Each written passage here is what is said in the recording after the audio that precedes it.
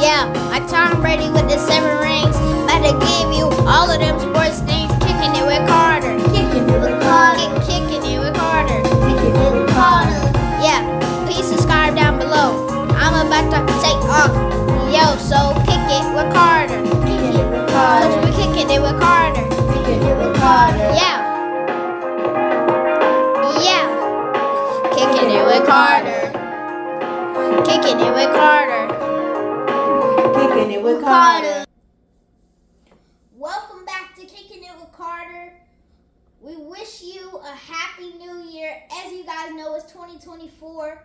We're going to have a good year. We took a little break over the holidays. We wish you a happy holidays. We hope you guys had a good time. But now we're back, and let's jump right into it. So, Jordan travesty. Jordan Travis goes out with a season-ending ankle injury right before the very end of the season into the college football playoffs. It broke my heart because I was going for Florida State. I wanted them to win the championship this year. And I'm pretty sure it broke a lot of Florida State fans' heart. But do you think that because of Jordan Travis's injury, that's the reason why they didn't get into the playoffs? So I think it's a combination. That injury was a huge impact. To be clear, I think if Jordan Travis is healthy, then they 100% get in. I think at that point, they're going to put FSU at 3, and Texas probably would have been at 4 at that point. Because to be honest with you, Clemson has got in every single year. And I don't see them not getting them in, regardless of you saying ACC or all of that. It's definitely an impact. With that being said, we're on the other side of the new year. Alabama gave the committee every ounce of, hey, you guys made a good decision with the game they put up against Michigan. So it was a very hard-fought game, but I do think his injury not only changed the course for Florida State, but it impacted the whole tournament in general. And I think it would have been completely different. Potentially, we would have saw Georgia and Alabama in a rematch as 5 and 6, potentially. But ultimately, I'm with you. We do like Florida State as well, but I ultimately think the best decision was made for college football, and I hate it for the players for sure. Now, that makes me, I want to ask you a question, because we watched that game and we saw how many players did not play, as it was in a couple other games. Is the portal a positive impact or a negative impact right now? It depends on your team, I think. I agree with that. Let's take Dylan Gabriel, for example. He's entering his last year of eligibility. Couldn't get it out. Eligibility. And he's left the Oklahoma Sooners. This is leaving the Oklahoma Sooners with quarterback issues. Because if Dylan Gabriel would have stayed, Oklahoma probably wouldn't have any quarterback issues, but now they're having quarterback issues because he's entering the portal. Same thing with Florida State. Tate Rodemaker is entering the transfer portal, which honestly I think he shouldn't have left Florida State. I think he was doing pretty good. But anyway, that affects Florida State because that leaves them with not that very much experienced quarterback in Glenn. Right. Yeah. And just the amount of players in general that's transferring, that's sitting out. I think the portal in general, there's some benefits. Like, there's a lot of athletes that has got stuck at programs over the years because of all these transfer rules, and they could be on one team and be subpar or not get in, but transfer somewhere else and become a star and make a name for themselves. So I do think there should be some opportunity to transfer and really give yourself an opportunity, because you might commit to a school and that school don't work out for you, right? It happens all the time. But you could go somewhere else and be a star, make a name for yourself, and potentially go on to the next level. But there need to be some modifications there, especially when it comes to bowl season, because if guys are able to transfer out of the portal, then they need to do that later, because the bowl games are going to get non-interested. There's going to be a lot of money on the line, and it takes away the competitiveness that we saw with somebody like Florida State or whatever the other day against Georgia. All right, so wait, hold up. Okay. But I can see where you're saying with court or players want to leave their team to go be a star somewhere, like Michael Penix, and he left Indiana to go to Washington, and he's became a Heisman Trophy runner up, and now he's in the Natty. So he's in the Natty, coming off a big game. Now, with that being said, what are your predictions for the national championship? You got Michigan Wolverines, and you got Michael Penix Jr. and those Washington. I got Washington. Okay. For this one. I think with Michael, even with Dylan Johnson, their running back that got hurt against Texas late in the fourth, I still think they could pull it out with Michael Penix and their star wide receiver Rome Odunes. Yeah, so I would have to agree with you. To be honest with you, Washington is so explosive. I mean, Penix Jr. had, some absolute dimes in that game last night. It was just beautiful where he placed his ball placement. He was able to create some plays with his feet, too. With his feet. Michigan's going to be tough. They play well together. They have a good defense. And I know people say defense win games, but when you're that explosive in offense, they're going to have to shut you down the entire game, and I just don't know if that's going to be capable. A high-scoring game favors Washington. A low-scoring game favors Michigan. I think Michigan want to keep the game low, close, old-school football, and that's where that's going to be. But Michigan will still put up a fight, as we've seen against Alabama yesterday. They will. They were down, but they came back to win it in OT, and they will put up a fight. And what I think Michigan is going to lean on, because they didn't really use them that much against Alabama. They did use them, but not that much as they usually use them. Blake Corum, their running back. It seems like he still had a good game, though. He still had a good game. Really good game. But he usually gets the ball more from what I've seen. Well, he did early on, but Alabama was just dominant. They were shutting him down. Especially in that third quarter and most of the fourth quarter, they were just dominant on defense. But he had a good game overall. He still did have a good game because he's a beast. But I think they will lean more on him. But yeah, I agree. Before we roll out of college football, I got one thing to say. What's up? I see you wearing the blenders. Oh, you see my Coach Prime's on. You see my blenders.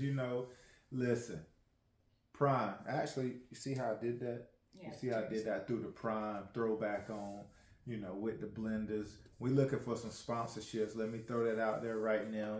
As this thing continue to get bigger, get on board now. We're taking sponsorships, all of that good stuff, because we're going to take this thing to the roof. Again, this year, it's been fantastic so far. It's a trial and error year, but listen, we're looking to take this thing to a next level. So I'm calling it now. Somebody's going to pick this thing up, and Carter's going to shock the world with all of his content and his ability to continue to be a great, you can call it anchor, you can call it broadcast, whatever you want to call it. He covers sports well, and we just looking forward to that. All right, let's get it, because I know you want to talk about my boy. Yeah, let's roll into the NBA. I know you're a LeBron fan, so let me ask you this. Do you think LeBron, the king, is still sitting on the throne? Do you think he's still the face of the NBA? So to be honest with you, and to be I'm biased because I am a LeBron fan, is that LeBron, what they proved in this in-play tournament, in-season tournament, was honestly, it was magnificent in the sense of the approach that they showed.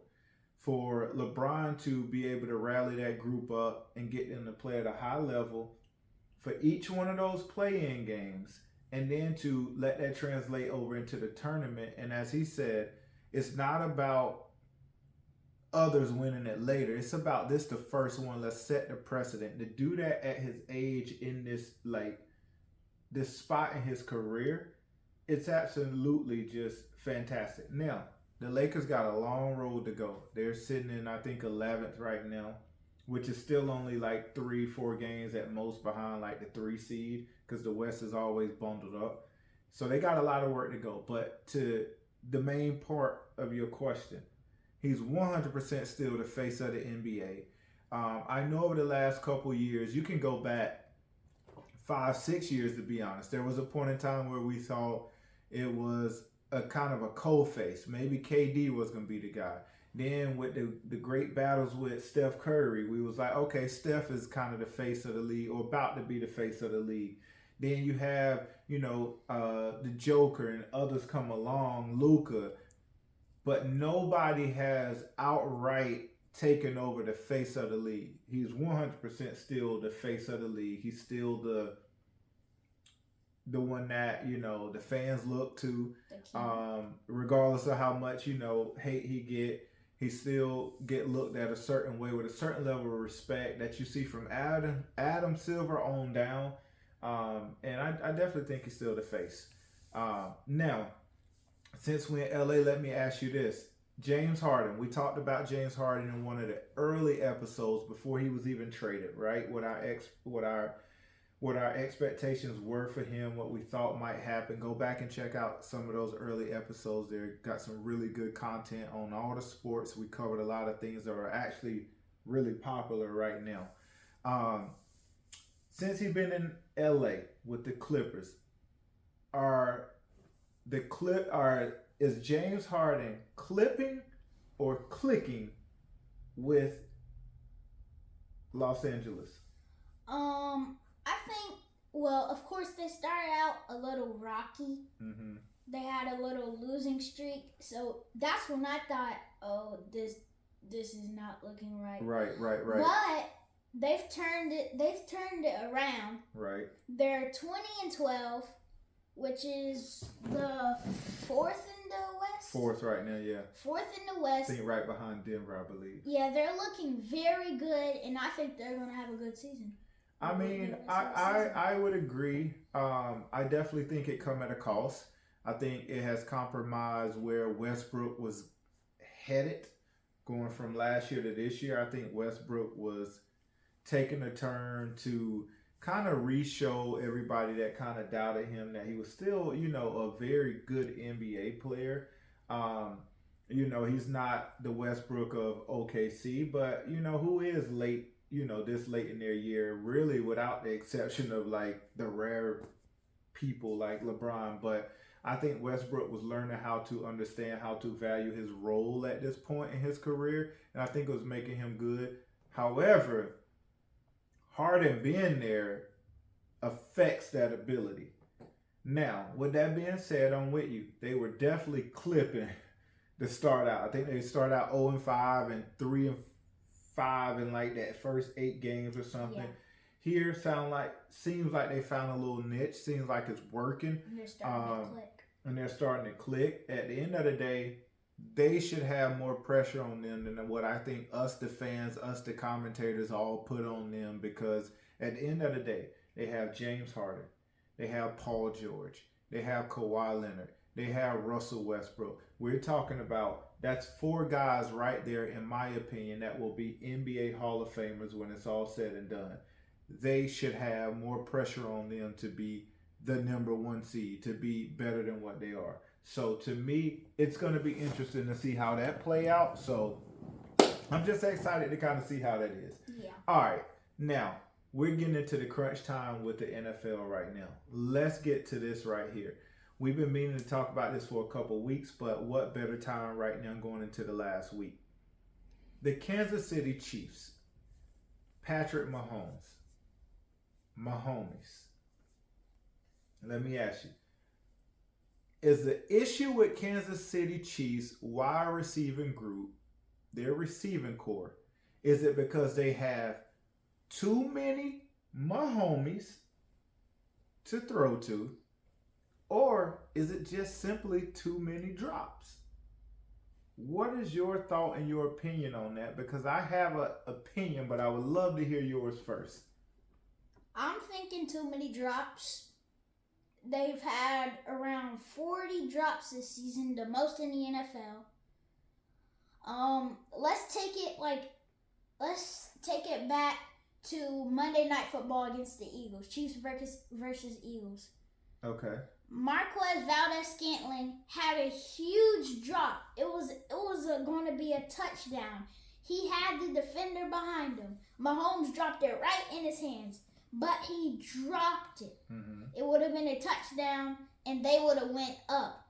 Mm-hmm. That's the problem for me. They're dropping too many balls, and it's affecting the game and how the game plays out because the Chiefs end up losing that one. So, MVS, right? And I don't want to be too hard on him because we definitely know who the primary guy been with all the drops. Hands down, Kadarius Toney. And a lot of those have been game-changing drops that really would honestly put them in probably close to the 1 seed, if not the 1 seed. But I want everybody home to hear me out on this, right? The reason why I say, is it too many Momies or too many drops? Because I think one of the issues with Kansas City has been they have too many receivers that are regular rotation guys. What I mean by that is Marcus Valdez-Scantling, Sky Moore, Kadarius Toney. Who else I'm missing right now? McCole Hartman. Yeah. All of those guys. I'm just naming some right now at the top of my head. The point is, right? Rashee Rice. So there's times where I see one of those guys in on the drive, and you don't see them for 2 more drives, or you don't see them for 3 more drives because they're rotating them out based on their sets, which is fine, right? It's a good thing to have multiple weapons, but sometimes I think it messes up the consistency. Sometimes you see those guys run a route and they almost shocked that the ball come their way. They just got so comfortable the last 2 times they were out. They just running a route just to kind of really go through the motion. So they can hand the ball off to Pacheco. They can hit Kelsey or, you know what I mean, Noah Gray or Watson. Like, it's almost like they're distraction or whatever. Like, you know, they're deflecting the defense. Then when they're finally getting the ball thrown to them, it's almost like a shock factor that, oh, shoot, the ball's actually coming to me. Outside of Kadarius Toney. But the rest of them, it's almost like the repetition is so far in between that I don't think there's no consistency there. And I don't think I ever would say the day where I thought they had too many weapons. But look at Sky Moore. We talked about him at the very first episode, I believe. We thought going off of last year that he would pick up and elevate, right? But now, imagine 1 or 2 of those guys in a system with somebody like Lawrence who could use some weapons, you know what I mean? Some additional weapons, you know. There's a couple teams that could use additional weapons, and I just think those guys, it's just so many of them that the repetition is just not right. That's why I said that. But I don't think they want to go because they know that the Chiefs, it's a winning culture. Have been a good team for a long time. Yeah. And that they've won many Super Bowls. It's a winning culture, and I think they'll figure it out. At the end of the day, those guys get paid a lot of money to catch the football. At the end of the day, you're 100% right. They need to catch the ball. Yes. No excuses made. I'm trying to make one for them, and I'm telling them, hey, it's a lot of you guys, and the repetitions might not be there because you're in one drive. You ain't into another 3 drives later because of the sets that you're running. but they got to figure it out. The defense is great this year. It's a really good defense, best defense since Patrick Mahomes been there. But they got to get it going. All right, now you got your Jaguar jersey on. We gotta ask, or you want to ask me? I'll ask you. All right. So, is T-Law, Trevor Lawrence in neutral? And what do you think it would take to get him to the elite level? Him or Doug in coaching and stuff?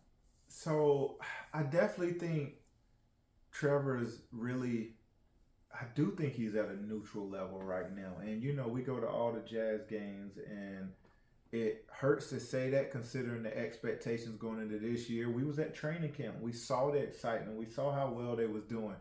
And Trevor came out of college with high expectations, right?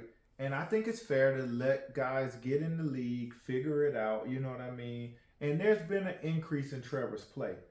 But I do think it's neutral from a standpoint of, I don't think we've seen an elite level out of Trevor Lawrence yet. It's been, I hate to call him an average quarterback because he has well above potential. He has the talent. Yes, to be an average quarterback. And Trevor, if you see this or ever see this, this is a good critique because we believe in you and we think you are the franchise quarterback for the Jaguars. However, Doug has got to take over play calling, or he's got to adjust to play calling, and he's got to fit the game to fit more into Trevor's style. Trevor is more mobile than what people give him credit for. He has a big arm.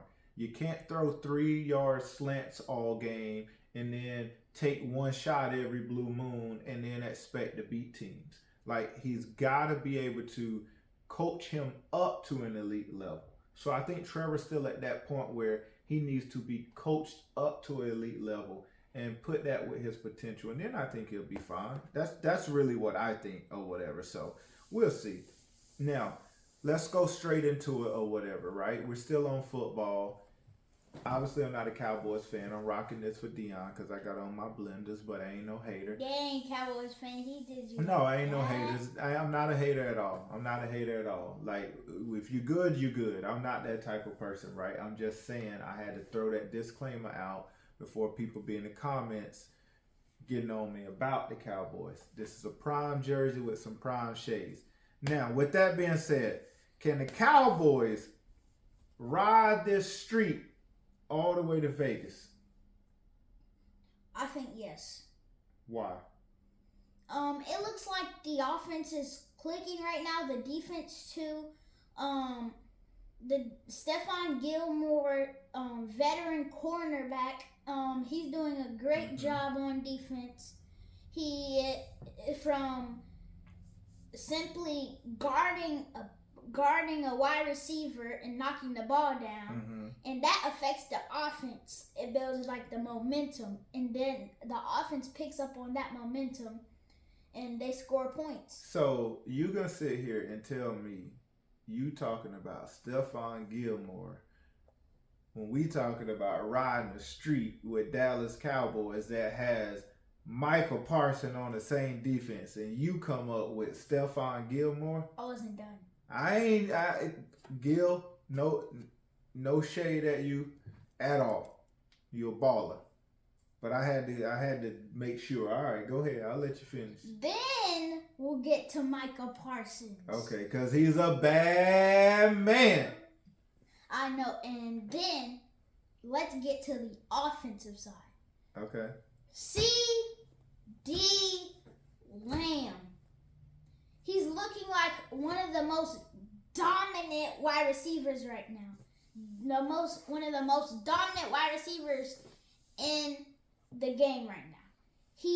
Last week he put up around 200 yards, 13 over 200, I believe. Oh yeah, over 200 yards, 13 receptions, and then a 92-yard touchdown. Which it looks like Dak just threw that up, and he just ran under it and tried to catch it. Yeah, CD's special. CD got a special talent. I like his approach to the game. He has cockiness on the field. That he know he can make plays, but he don't present himself that way. And I love that about him. I love his approach to the game. Look like he has a hard work ethic, and he's a game changer. He is a game changer. So I definitely say CeeDee Lamb. I still think it all comes back to two people. Again, we talked about this in an earlier episode this year. If the Cowboys could even get to this point, we pointed out two things that had to work. Dak and Mike McCarthy. Good job right there. I still think that's the key to Cowboys making a Super Bowl and potentially winning a Super Bowl. If Dak can continue to play at the level that he's playing at, they'll be all right. And I honestly think Mike McCarthy getting more involved in play calling, like that's where he's comfortable at. You see Mike seem to be more joyous on the sideline than what he was or whatever.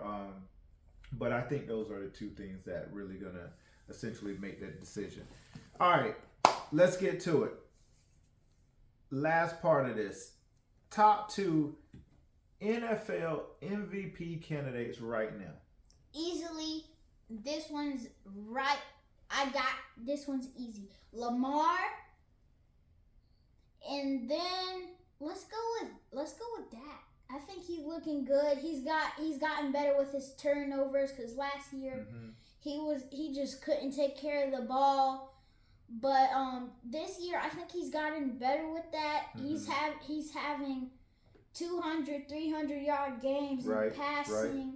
I think he's doing a great job, and he's right up there with the top players in the league. So I definitely agree 100% Lamar. Right now, I think it's Lamar's award. I think the last 2 weeks he just took it. Essentially, he just took the award over the last 2 weeks. Especially this past week, 5 touchdowns on 18 for 21 passing or some crazy number like that. But my second one would be Dak's up there, but I think Christian McCaffrey. Oh, that's good. To be honest with you, I don't understand why Brock Purdy's been in that conversation this entire time over, I ain't gonna say over McCaffrey because they've been like a 1A, 1B, but I don't think Brock Purdy does what he's doing without McCaffrey opening up the offense the way that he does. And his ability to catch out the backfield. When you got Brock Purdy, Debo Samuel, IU, you can get those guys 5 yard slants and they can take it 80, 90 yards, you know what I mean, 50 yards at a time, yards after catch. I think Christian McCaffrey's ability to do all of that is what I think why I would put him above Purdy. So Lamar, McCaffrey, Dak, Purdy, and I'll put them at 3A and 3B. Those are my options right now for sure. All right. Top 2 NFC teams. Who gets to the NFC Championship? The Niners. Like you just said, they have all those weapons that you could give them a 3-yard wide receiver screen or hitch, and they'll take it. They'll take it a long way. Then I also got the Cowboys. Best 2 teams are playing the best right now in the NFC. Can't argue that. And then I got the Ravens easily, and I think the Dolphins. Still think the Dolphins? Oof. They got some injury. That Chubb loss was huge. That's huge. I definitely got the Ravens because they're going to have home field advantage the rest of the way. I definitely got the Ravens in there. And I'll be honest with you, I'm a little up in the air right now on who that other team might be. If Buffalo can find their way into the playoffs, they're going to be a scary team to face. So I'll get back to you on that part right there. So yeah, absolutely. That was a good segment right there talking about, a lot of NFL, NBA or whatever. You guys, please stay tuned. We have Carter's Winning Word coming up. We also have Carter's Pick 6 and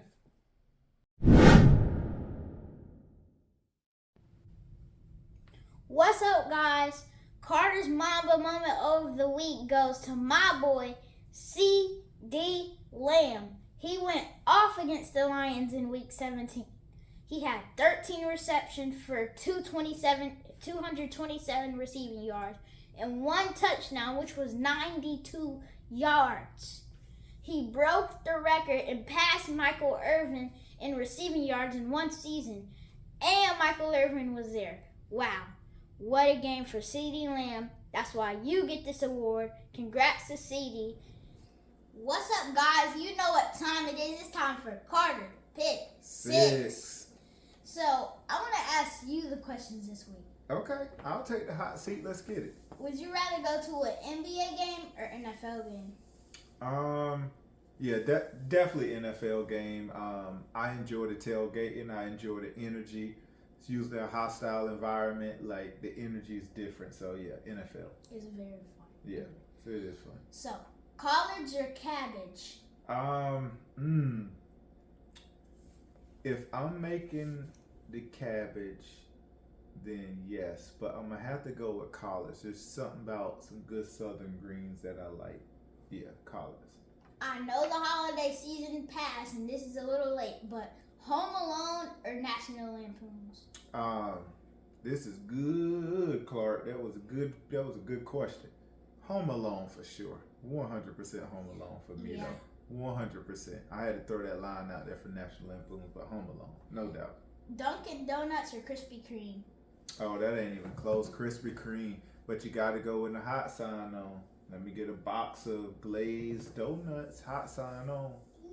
Family Matters or The Cosby Show? Ooh. I'm saying ooh because I honestly didn't get into The Cosby Show until like more later in life. Oof. I'm gonna go with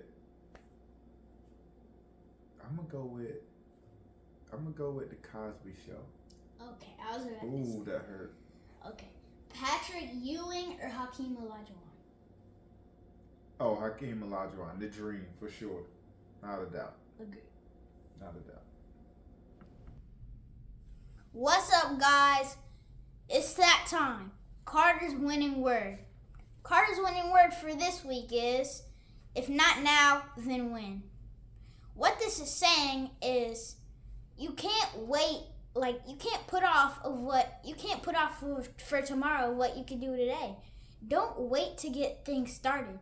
Say you wanted to start a business and you say, oh, I'm definitely going to start it next year. Why wait? Go ahead, get the ball rolling. Don't procrastinate. Tomorrow is not promised for anyone. And you don't want to look back and have your coulda, shoulda, woulda moment where you say, wow, I missed out on that opportunity big time. You don't want to have that moment. Just go ahead and get it started. Get off to a great start. Thanks for listening, guys. Stay tuned. All the episodes are out. We'll be bringing you more content.